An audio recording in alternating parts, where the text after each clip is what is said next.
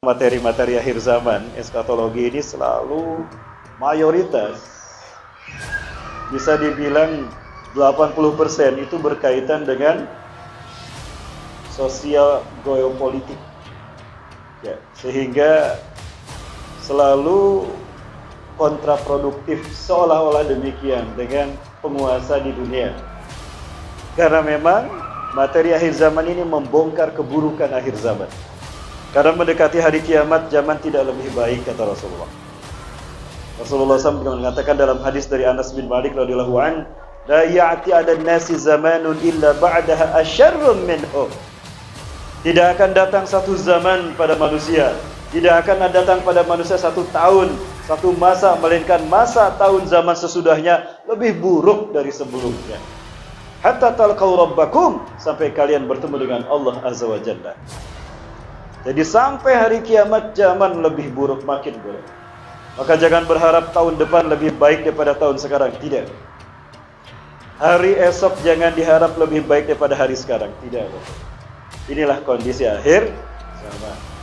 Sebagai tanda Rasulullah SAW terkait dengan akhir zaman ini, Rasulullah pernah mengatakan, ada inna min asyratis sa'ah, ingatlah dari tanda kiamat akan terjadi, antur fa'al asrar wa tudwal ahyar, munculnya manusia-manusia buruk memimpin dunia dan disingkirkannya orang-orang baik pilihan umat manusia.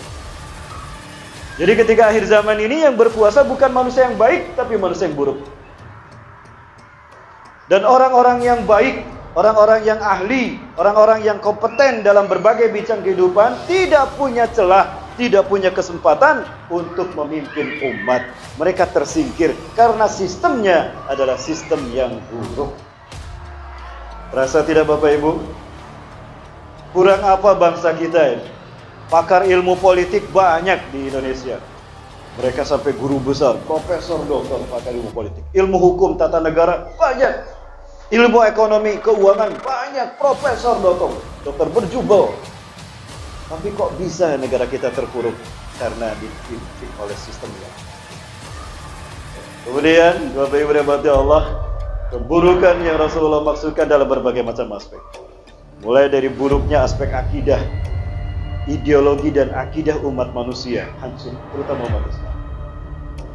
Bahkan umat Islam di akhir zaman ini mereka akan mencaci maki agamanya sendiri, bahkan menghinakan dirinya sendiri dan menjauhi agamanya dengan tanpa terasa.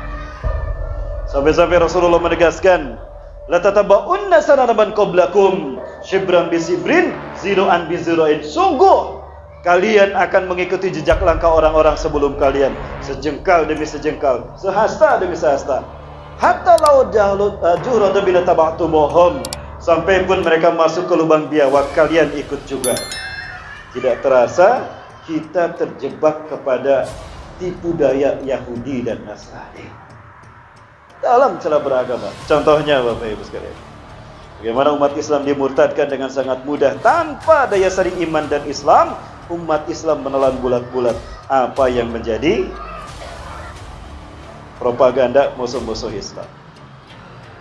Pasukan Dajjal dari bangsa jin sekarang bergerak menyebar kemana-mana, mendangkalkan dan memurtadkan umat Islam di seluruh dunia yang lemah iman Islamnya, yang bisa dibayar dengan dunia. Kewajiban kita membentengi akidah saudara-saudara kita. Baik, samakah posisi Rasulullah dengan Nabi Isa? Beda. Rasulullah SAW Muhammad bin Abdullah alaihi salam bukan hanya Nabi dan Rasul bagi kita. Beliau juga Nabi dan Rasul bagi semua Nabi dan Rasul. Manakala ada Nabi hidup di zaman Rasulullah SAW, maka wajib meninggalkan tugas kenabian mereka dan bergabung bersama Rasulullah menjadi umatnya. Sallu ala Nabi. Masya Allah. Suatu hari Umar bin Khattab ketemu saudaranya dari orang Yahudi Quraisy yang dianggap saudara karena baik. Orang Yahudi ini hafal Taurat. Lalu Umar meminta kepadanya untuk menuliskan beberapa petikan ayat Taurat kepadanya. Maka dituliskan beberapa petikan ayat Taurat untuk Umar bin Khattab. Senang Umar dapat 3 lembar Taurat. Pergi Umar menghampiri Rasulullah SAW dan berkata kepada Rasulullah, "Ya Rasulullah, laqaitu bi ahim min Quraizata, fakataba li jawamiyan min at-Taurati 'indah. Afala a'riduhu 'alayka ya Rasulullah?" Wahai Rasulullah, aku tadi bertemu dengan orang Yahudi Quraizah. Karena dia hafal Taurat, aku minta dia menuliskan beberapa petikan ayat Taurat yang dia hafal. Boleh saya perlihatkan pada anda? Ya, ambil sama Rasulullah. Baca sama Rasulullah. Umar kira Rasulullah senang dengan apa yang Umar lakukan. Umar tebar pesona. Umar baca Taurat, berikan pada Rasulullah. Umar gak sadar apa yang terjadi pada Rasulullah SAW. Sabit bin Abdillah sampingnya nyenggol Umar. Ya Umar, apalah karam abdi Rasulillah. Hei Umar, lihat wajah Rasul. Tersinggung sama kamu. Maka ketika Umar melihat wajah Rasulullah, Allahu Akbar, Umar sadar Rasulullah tersinggung dengan perbuatan Umar. Dikira Umar Rasul tidak tahu Taurat. Maka apa kata Rasulullah? Umar merevisi perbuatannya. Sadar perbuatannya menyinggung Rasulullah SAW. Umar merevisi perbuatan yang mengatakan, "Raditu billahi rabba, wa bil islami dina, wa bi Muhammadin nabiyya wa rasulah." Tapi kata-kata Umar tidak menghalangi Rasulullah naik mimbar. Di mimbar Rasulullah bersabda dengan sangat tegas, "Lau asbaha Musa fikum, thumma ittaba'tumuhu wa taraktumuni ladolaltum." Allahu Akbar. Pakai lam taukid, ladolaltum. Andai kata pagi hari ini Musa ada di tengah-tengah kalian membawa Taurat, lalu kalian pergi mengikuti Musa dan Tauratnya, kalian meninggalkan aku di sini seorang diri, sungguh sesatlah kalian. Allahu Akbar.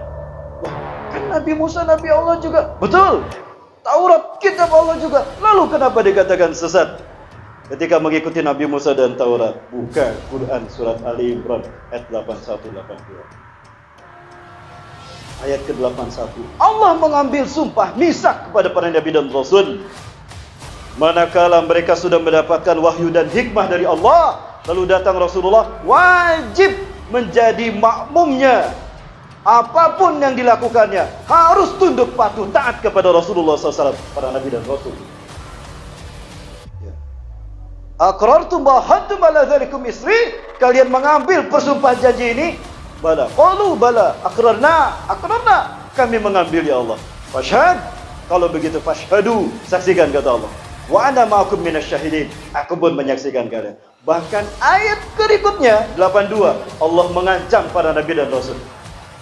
Faman tawalla ba'da dzalika faulaika humul fasikun. Siapa yang berpaling sesudah itu, maka dia orang-orang fasik. Allahu Akbar. Nabi aja diancam kalau tidak ikut Rasulullah. Kalau ini bungkusnya Muslim, yang dibaca Bible, bukan Injil, ingat, Bible. Bahkan tadi saya jelaskan seperti itu.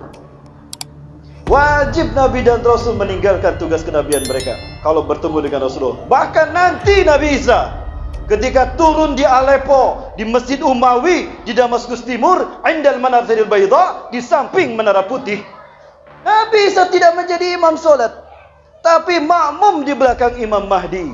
Abu Sa'id Al-Khudri radhiyallahu anhu mengatakan ini. Rasulullah bersabda, "Minna yusalli khalfahu Isa bin Maryam." Dari keturunanku akan ada laki-laki yang Isa bin Maryam makmum di belakangnya. Allahu Akbar. Bukan Imam Mahdi lebih mulia dari Nabi Isa, tapi kewajiban para nabi dan rasul mengikuti sunnah Rasulullah SAW, siapapun yang memimpinnya. Takbir. Maka banggalah kita hidup di akhir zaman memiliki Quran dan sunnah. Para nabi bergabung menjadi kita taat kepada pimpinan Imam Mahdi. Allah.